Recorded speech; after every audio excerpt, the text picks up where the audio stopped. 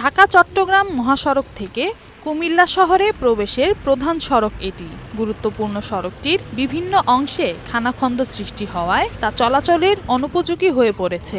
বিশেষ করে সড়কটির আলেখারচর ও দিঘির পাড় অংশের অবস্থা বেগতিক। অগণিত খানাখন্দে বিপজ্জনক হয়ে উঠেছে সড়কটি। কিছুদিন আগে দুই মহিলা মাঝি দৌড়া শেষ। এই দিঘির পাড় বাজারটা 100 বছর ঐতিহ্যবাহী একটা বাজার। এই রাস্তার কারণে আজকে বাজারটা প্রায় ধ্বংস।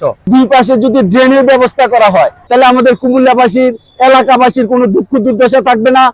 সড়কের দুপাশে ড্রেন না থাকায় বৃষ্টির পানি নিষ্কাশন হয় না, ফলে দীর্ঘ সময় রাস্তায় পানি আটকে থাকে। সামান্য বৃষ্টিতে সড়কের গর্তগুলো ভরে যায় পানিতে।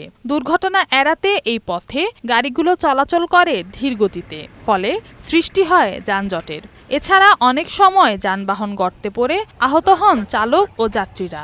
এইভাবে কি গাড়ি চালানো যায়? এই গাড়িটা 5 টন লোড আছে বা 4 টন মাল লোড আছে। হ্যাঁ, এই মাল আলু এই রাস্তাতে কিভাবে যাবো বলেন? সামনে কিন্তু অনেক গর্ত আছে, মানে মোটা ভালো গর্ত। আমার মোটরসাইকেল যেতে গেলে মোটরসাইকেলের ভিতরে ঢুকে যাচ্ছে। খুব ভাঙার কারণে এটা যাইতে খুব কষ্ট হয় আমাদের, গাড়ি স্প্রিং ভেঙে যায়। স্বল্প পরিসরে সড়কটির কিছু অংশ সংস্কার করা হলেও টেকেনি বেশি দিন। তবে টেন্ডার আহ্বান করতে যাচাই বাছাই প্রক্রিয়া চলছে বলে জানান সড়ক ও জনপথ বিভাগের এই কর্মকর্তা। টেন্ডার প্রক্রিয়া শুরু হয় গত ডিসেম্বরে। পরবর্তীতে ঠিকাদার বাছাইকরণে কিছু জটিলতার জন্য আমরা টেন্ডার প্রক্রিয়াটি সমাধান করতে পারি। আপাতত আমরা যে জায়গাগুলো বেশি ক্রিটিক্যাল সেই জায়গাগুলোতে আমাদের বিভাগীয়ভাবে যে মেরামতের মালামাল রয়েছে সেগুলো দিয়ে আমরা আমাদের সর্বাত্মক চেষ্টা করছি। দুর্ভোগ লাঘবে দ্রুত সড়কটি মেরামতের দাবি চালক ও যাত্রীদের।